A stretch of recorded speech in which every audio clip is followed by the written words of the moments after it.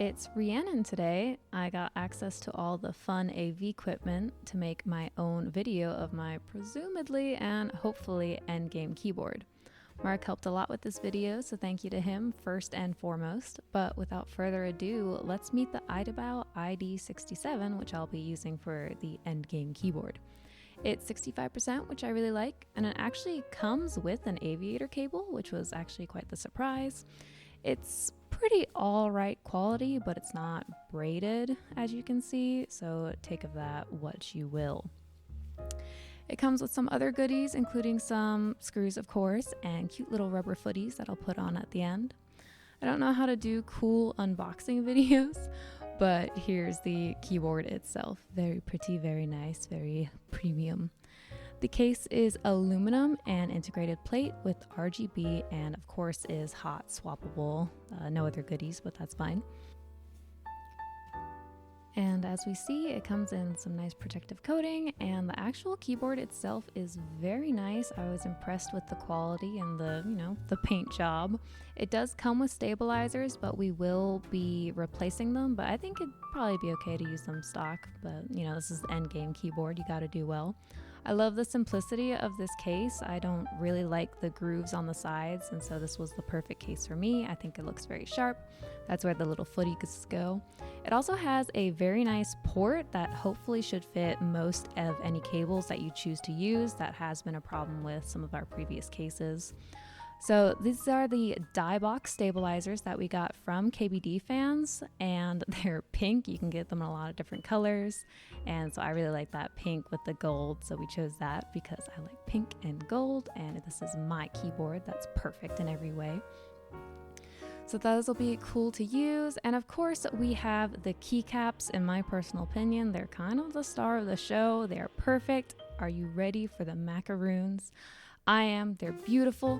They look like candy hearts. There they are. Oof, perfect. I like the large legends. They have a really nice texture that's almost like marshmallows, and they're just really cute colors. I'm not usually a big fan of the 3 or 2 tones. I usually like 1 tone or gradient, but they're perfect.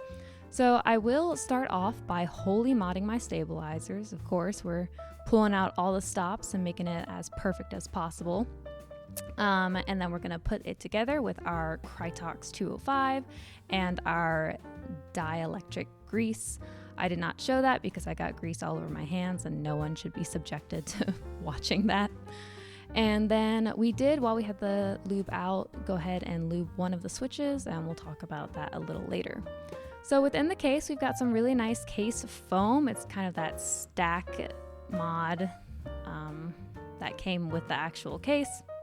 It's pretty nice. We didn't see any reason to replace it, and it has a good sound. I did, however, want to go ahead and tape mod the PCB. And let me say, Mark makes this look really easy, but you can see me struggle, so just have more appreciation to how perfectly Mark glides through this stuff. You don't have to watch me. And then we went ahead and just poked holes where all the screws go between the tape and the PCB. I also wanted to trim off that kind of nasty end because I was scared it might stick and do weird things to the PCB. So that's trimmed up. And then we just go ahead and assemble the keyboard, which you don't have to watch. You've probably seen plenty of that. So we are using Neapolitan switches. This is our one lubed and filmed test switch that I would like to put in the spacebar because they usually need some extra love. But really, we did the test and we didn't really find a huge, well, I personally didn't find a huge difference between lubing and filming of the Neapolitans. However, if you're interested in that sound test, Mark and I are currently working on a giant switch comparison video, so if you want to, go ahead and check that out when we release it. Alright, so I've laid out all of my beautiful macaroons, and we can see them here. I did want to mention our spacebar issue. So they only have 4 spacebars, one of each size, and only one size got printed on. Not really a big deal, but something to be aware of when you're buying them. Otherwise, I was very impressed with the quality. Apparently, there was some issues with instability previously, but this V2 version seems to have fixed it all, and it looks really wonderful.